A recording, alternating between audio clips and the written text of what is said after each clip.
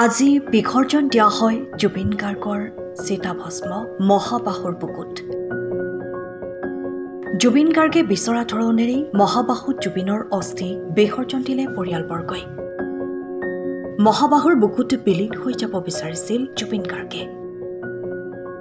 প্ৰায়ে কৈছিল বিভিন্ন মঞ্চত এই কথা, মই মৰিলে মোক ব্ৰহ্মপুত্ৰত উটুৱাই দিবি।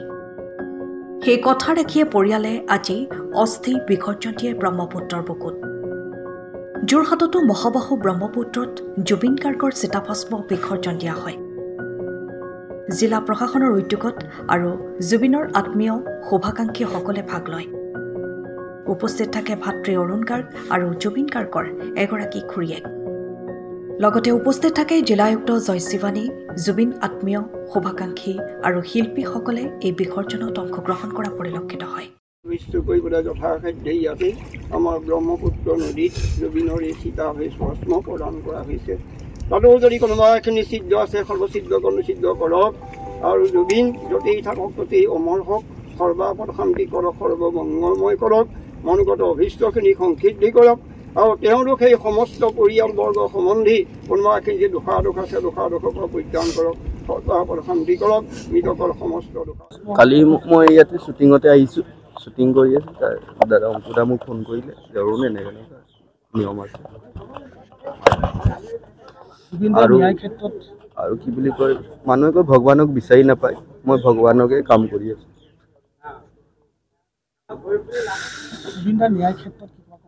ন্যায় ক্ষেত্ৰত মানে ভিডিঅ'বিলাক কিয় ওলোৱা নাই আৰু বাকীবিলাক, তাৰ মানুহবিলাকে কি কৰি আছে, ইমান দিন কিয় লাগিলে? আজি 40টা দিন হ'ল মোৰ দাদাৰ, ন্যায় কিয় পোৱা নাই এতিয়ালৈকে? আৰু কিমান দিন লাগিব? আৰু চৰকাৰখনক এটাই অনুৰোধ কৰোঁ যে মোৰ দাদাৰ অতি সোনকালে ন্যায় লাগে। মোৰ বৌ সদায় কান্দি আছে, বৌ ৰাতি শুব নোৱাৰে, বৌ কান্দিয়ে থাকে গোটেই ৰাতি দিন।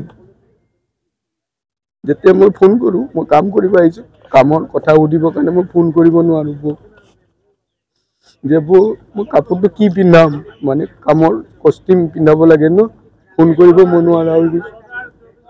আজি মোৰ দাদা ন, মোৰ দাদা বুলি নহয়, মোৰ চব আছিলে।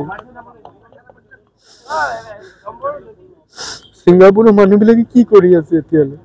আমাৰ ইয়াৰ মানুহবিলাকে কৰিছে, তাৰ মানুহবিলাকে তাত কি মানুহ দাদাক লৈ গৈ কি মানে ব্যৱহাৰ কৰিলে আমাৰ দাদাক।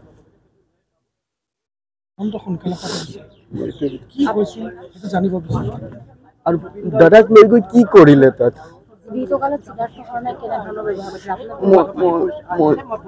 মই নাজানো। মই বৌৰ লগত কাম কৰোঁ, মই কষ্টিউমত কাম কৰোঁ, গৰিমা বৌৰ লগত। মই এইটোৱে আগত দাদাৰ লগত আছিলোঁ, মই বৌৰ লগত থাকোঁ। মই ইমান বিষয়ে নাজানো, মই ইমান নাপাওঁ, এই ষ্টেজতে পাওঁ। মই ক'ব বিচাৰিছিলোঁ, দাদাৰ যে ভিডিঅ'বিলাক যে ওলাই আছে, নেক্সট আৰু ভিডিঅ'বিলাক কিয় অহা নাই? আৰু ছিংগাপুৰৰ মানুহবিলাকে কি কৰি আছে? দাদাক লৈ ব্যৱহাৰ কৰিলে নেকি মোৰ দাদাক লৈ তাত গৈ? আৰু অসমীয়া মানুহবিলাকে কি কৰি আছে মোৰ দাদাক?